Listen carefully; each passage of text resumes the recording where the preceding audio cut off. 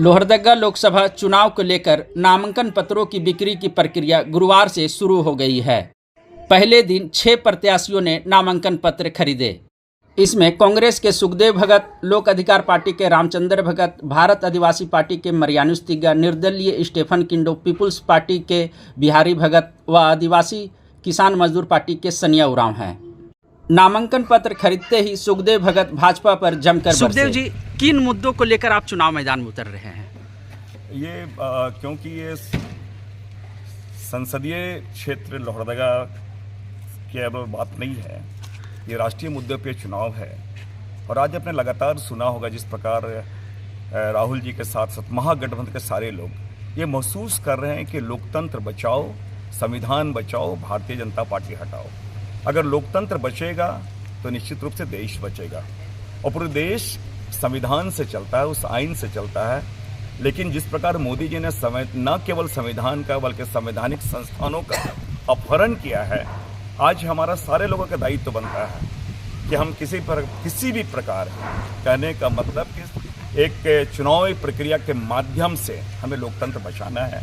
और इस निमित्त हम कहीं न कहीं चुनाव में हैं और जो मुद्दे हैं उस लोकतंत्र में सारे मुद्दे समाहित हैं।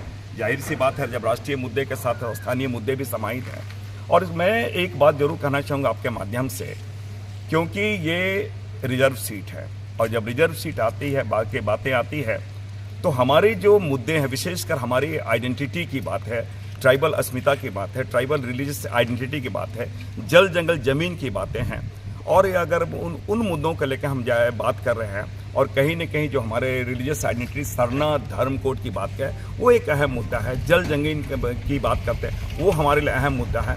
और अगर गुमला और लोहरदगा ये सारे जगहों को देखें तो एक रेलवे कनेक्टिविटी, विदाउट कम्युनिकेशन किसी क्षेत्र का विकास नहीं होता है। तो लोहरदगा गुमला जो भाया कोरबा एक है, तो मिनरल्स यहाँ पर काफ़ी हैं, तो वो कनेक्टिविटी इम्पॉर्टेंट है।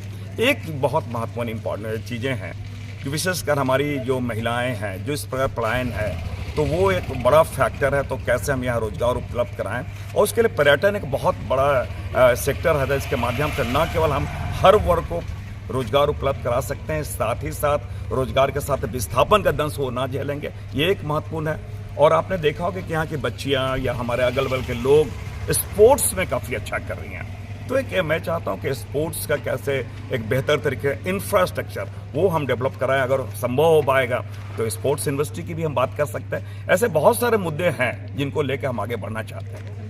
आप देख रहे हैं प्रभात खबर। गुमला की खबरों के लिए बने रहिए और चैनल को सब्सक्राइब करें।